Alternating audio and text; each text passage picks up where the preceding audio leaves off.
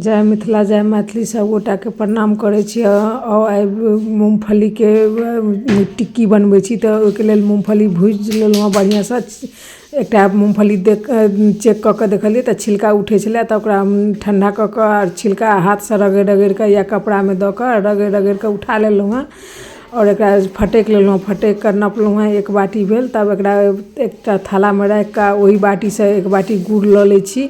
अहाँके मोन हुआ यदि चीनी में बनबै के तऽ चीनियो में बना सकै छी, लेकिन गुड़ तऽ हेल्दी होइ छै तऽ गुड़ में बनेनाइ बढ़िया रहत। तऽ हम तऽ गुड़े में बना रहल छी, अहाँके जाहिमे मोन हुए ताहिमे बना सकै छी। तऽ एहिमे 2 चम्मच पानि डालि देलिए जे जल्दी जल्दी गुड़ पिघलि जेतै।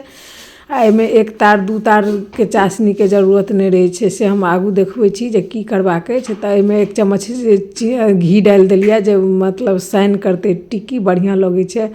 अहाँके यदि नहीं मोन हुए तऽ नहियो डालि सकै छियै। आ 3 चम्मच चीनी हम खायवाला चम्मच से डाललिए एहि दुआरे जे कलर कनी लाल लाल देखे में अच्छा लगैत रहे छै। गुड़ से बेसी कलर भऽ जाइ छै, ताहि दुआरे अहाँके यदि नहीं पसंद हुए तऽ नहीं डालब। आ ई चॉपिंग बोर्ड में हम घी लगा देलिए जे पहिने कऽ के राखि लै छी जाबे गुड़ पिघलैया, जे कारण ठंडा जेतै तहन फेर फैलेनाइ मुश्किल भऽ जाइ छै। ताहि दुआरे हम पहिने से घी लगा के राखि लेलहुँ। आ गुड़ चेक केलहुँ तऽ नहीं टूटि रहल अछि, फेर से चेक कऽ लै छियै। तऽ देखियौ एहि टाइम में कैमरा से हाथ कनी पाछू भऽ गेल, ताहि दुआरे नहीं देखा पेलहुँ। हम कहि दै छी जे गुड़ टूटऽ लागत, चेक करबै पानि में दऽ के तऽ बुझबै जे गुड़ बनि के तैयार अछि।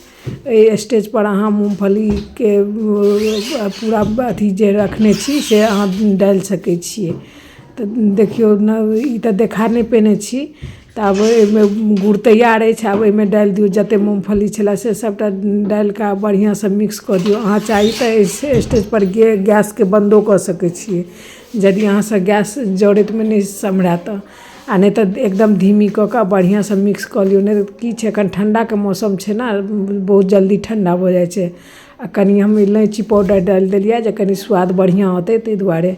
अहाँके यदि नहीं इच्छा हुए तऽ नहियो डालि सकै छी, कोनो जरूरी नहीं छै। आब एकरा बढ़िया से मिक्स कऽ लेलिए। मिक्स कऽ के आब एकरा बोर्ड पर फैला दै छियै। ई काज जल्दी जल्दी करब, नहीं तऽ ठंडा जायत ना तऽ ई फैलत नहीं, बहुत मुश्किल भऽ जेतै, जमि जायत गुड़ सबटा। तऽ देखियौ स्पैचुला से हम कऽ रहल छलिए तऽ चिपकि रहल छलै, तऽ हम छोड़ि के एकटा बाटी में घी लगा देलिए, स्टील के बाटी में। आ ताहि से फैलबै छी तऽ ओहियो से कनी मुश्किल भेल, देरी होइ छलै। तऽ हम की केलहुँ एकटा बेलन में घी लगा देलिए बेलना में। आ बेलना में बेलना से यदि करबै ना तऽ जल्दी जल्दी हैत, बेला जाइ छै, फटाफट भऽ जायत, ठंडा नहीं हैत।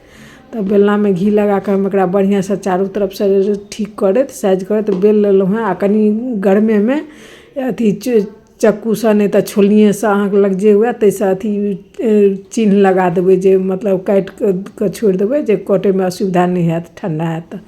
देखियौ आब ई ठंडा भऽ के तैयार छै, एकरा हम काटि लै छी।